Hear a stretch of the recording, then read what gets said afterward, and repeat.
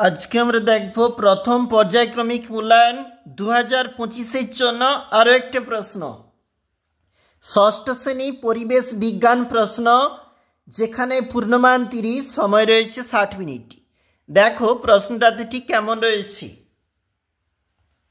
প্রথম প্রশ্ন, সঠিক উত্তরটি নির্বাচন করে লেখো। 1 × 8। ইস্ট একটি ছত্রাক। ম্যাঙ্গানিজ, Mn এর চিহ্ন, উত্তরটা হচ্ছে ম্যাঙ্গানিজ। কোনটি মৌল নয়? অ্যামোনিয়া। ঝাড়ুদার পাখি নামে পরিচিত কাক। লোহার ল্যাটিন নাম ফোরাম, কিন্তু এখানে তো অপশনটি নেই, তাহলে এটাই হচ্ছে। কুইনাইন পাওয়া যায় সিঙ্কোনা গাছের ছাল থেকে। জল হলো একটি যৌগিক পদার্থ। গাজরের কোন অংশ মানুষ খায়? মূল কাণ্ড। এক কথায় উত্তর দাও। 1 নাম্বার করে, সুতো কি দিয়ে তৈরি? সুতো তন্তু দ্বারা তৈরি। অক্সিজেনের যে কোনো একটি ধর্ম লেখো। অক্সিজেন বর্ণহীন গন্ধহীন গ্যাস এবং দাহ্য বা জ্বলতে সাহায্য করে।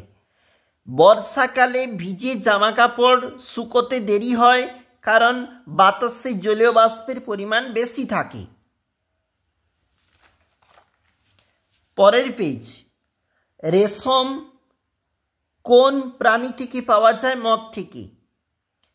মৌচাক থেকে আমরা কি পাই? মধু, মোম, মধু পাই। চাল থেকে ভাত হয়, এটি রাসায়নিক পরিবর্তন। এলপিজির পুরো নাম লিকুইফাইড পেট্রোলিয়াম গ্যাস। একটি রাসায়নিক সারের নাম লেখো। ইউরিয়া। শূন্যস্থান পূরণ করো। 1 × 5।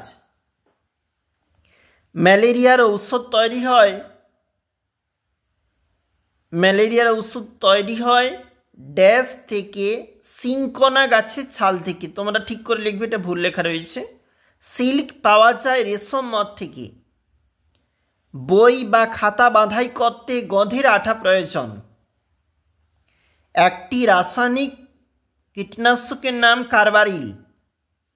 উদ্ভিদ খাদ্য তৈরির সময় কার্বন ডাইঅক্সাইড উদ্ভিদ খাদ্য তৈরির সময় অক্সিজেন গ্যাস ত্যাগ করে। এটা ভুল লেখা রয়েছে, আমরা বললাম ঠিকটা, তোমরা লিখবে। নিচের প্রশ্নের উত্তর দাও 3 নাম্বার করে। পরাগ মিলন কাকে বলে? পরাগ মিলন জরুরি কেন?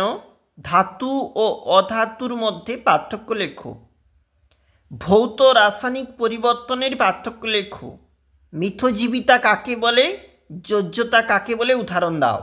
প্রতিটা প্রশ্ন গুরুত্বপূর্ণ, তোমরা অবশ্যই দেখবে। আমরা দেখছিলাম ষষ্ঠ শ্রেণী পরিবেশ বিজ্ঞান প্রশ্ন 2025।